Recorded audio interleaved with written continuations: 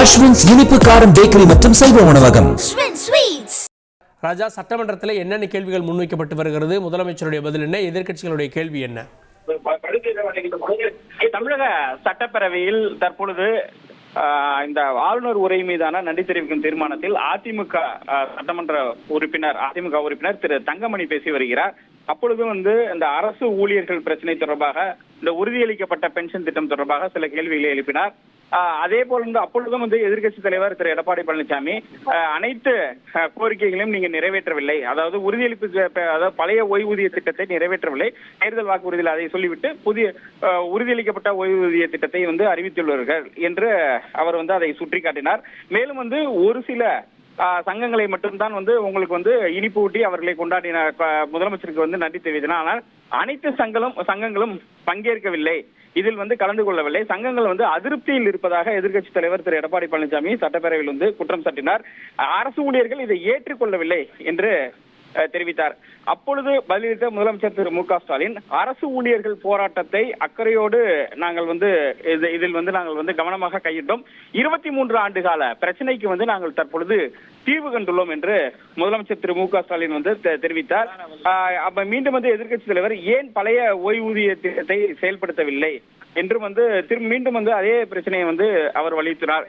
அதனைத் தொடர்ந்து பேசிய அமைச்சர் பள்ளிக்கல்வித்துறை அமைச்சர் திரு அன்பில் மகேஷ் பொய்யாமொழி, ஆசிரியர் சங்கங்கள் தற்பொழுது போராடி வருகின்றனர், அவர்கள் பேச்சுவார்த்தைக்கு வரும்பொழுதே முதலில் இந்த பிரச்சனைகளுக்கு நன்றி தெரிவித்தனர். அனைத்து சங்கங்களும், அதாவது பழைய ஓய்வூதிய திட்டத்திற்கு பதிலாக உறுதியளிப்பு ஓய்வூதிய திட்டம் அளித்ததற்கு முதலில் அரசுக்கு நன்றி தெரிவித்து விட்டுதான் அத்தோடு இது போன்ற இந்த மேலும் உள்ள சில கோரிக்கைகளையும் நிறைவேற்றுங்கள் என்று அவர்கள் தெரிவித்தார். யாரும் இந்த புதிய பங்களிப்பு, அதாவது இந்த உறுதியளிக்கப்பட்ட ஓய்வூதியத்தை பற்றி விமர்சிக்கவில்லை என்று திரு அமைச்சர் அன்பில் மகேஷ் பொய்யாமொழி தெரிவித்தார். முதலமைச்சர் தெரிவித்தது என்னவென்றால், 23 ஆண்டு கால பிரச்சனைக்கு தற்பொழுது தீர்வு காணப்பட்டுள்ளது, அரசு இதில் அக்கறையோடு செயல்பட்டுள்ளது, அதனால்தான் சங்கங்கள் தமக்கு நன்றி தெரிவித்தனர், அதாவது உறுதியளிப்பு ஓய்வூதிய திட்டம் அளித்ததற்கு சங்கங்கள் நன்றி தெரிவித்தனர் என்ற அந்த கருத்தை முதலமைச்சர் திரு மு க ஸ்டாலின் சட்டப்பேரவையில் பதிவு செய்தார். தொடர்ந்து தற்பொழுது ஆளுநர் உதவி மீதான விவாதத்தில் முன்னாள் அமைச்சரும் அதிமுக உறுப்பினருமான திரு தங்கமணி பேசி வருகிறார்.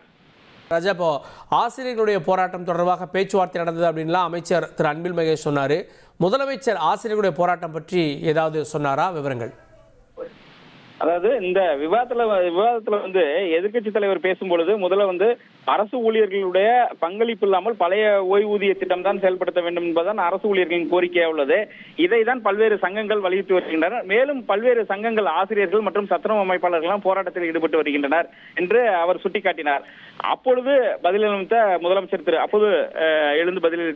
திரு மு க ஸ்டாலின், 23 ஆண்டுகால அரசு ஊழியர்களுடைய கோரிக்கைகள் ஏற்றுக்கொள்ளப்பட்டு உறுதியளிக்கப்பட்ட ஓய்வு திட்டம் தற்போது செயல்படுத்தப்பட்டு வருகிறது, அதை அரசு ஊழியர்கள் மகிழ்ச்சியுடன் ஏற்றுக்கொண்டனர் என்று தெரிவித்த பிறகு இன்னும் கொஞ்சம் பிரச்சனைகள் இருக்கிறது, அதாவது சத்துணவு ஊழியர்கள், பகுதி நேர ஆசிரியர்கள் உள்ளிட்டவர்களுடைய கோரிக்கைகள் மற்றும் ஆர்ப்பாட்டங்கள் தொடர்ந்து நடைபெற்று வருகிறது, அதுபோன்ற இன்னும் சில பிரச்சனைகள் இருக்கிறது, இந்த பிரச்சனைகளுக்கெல்லாம் விரைவில் அந்த பிரச்சனைகளை தீர்க்க நடவடிக்கை எடுக்கப்படும் ஒரு உறுதியை முதலமைச்சர் திரு மு க ஸ்டாலின் சட்டப்பேரவையில் அளித்துள்ளார். ஆகையால் தற்பொழுது இந்த ஆசிரியர்கள் மற்றும் சத்துணவு அமைப்பாளர்கள் ஆங்காங்கே போராட்டங்கள் நடத்தி கொண்டிருந்தனர், தொடர் போராட்டங்கள் நடத்தி வருகின்றனர்.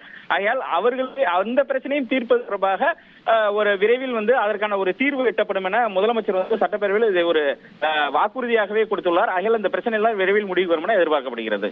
தமிழக சட்டமன்றத்தில் முதலமைச்சர் பதிலுரை நிகழ்த்தி வருகிறார். காட்சிகளை பார்க்கலாம். கலைஞர் கனவு இல்ல திட்டத்தை பற்றி ஒரு பிரச்சனையை எழுப்பியிருக்கிறார். இல்லை, அது கவர்னர் உரையிலே இல்லை என்று குறிப்பிட்டிருக்கிறார். அதில் இருக்கிறது நல்லா தெளிவாக பாருங்க. 22ஆம் பக்கத்தில் 31வது பத்தியில கடைசி 3வது லைன் பாருங்க. இதுவரை கலைஞர் கனவு இல்ல திட்டத்தின் மூலமாக எதிர்வரும் 6 ஆண்டுகளில் 8 லட்சம் கான்கிரீட் வீடுகள் கட்டப்படும் என அறிவிக்கப்பட்டு இதுவரை 1 லட்சம் வீடுகள் கட்டி முடிக்கப்பட்டுள்ளன. மேலும் 1 லட்சம் வீடுகளின் கட்டுமான பணிகள் நடைபெற்று வருகின்றன. தெளிவா இருக்கு. அதுதான் அமைச்சர் சொன்னார். கிட்டத்தட்ட 70,000 வீடு கட்டி முடிச்சாச்சு, இந்த மிச்சம் இருக்கு, கட்டிக்கிட்டு இருக்கிறோம் சொன்னார். அஸ்வின்ஸ் இனிப்பு காரம் பேக்கரி மற்றும் சைவ உணவகம்.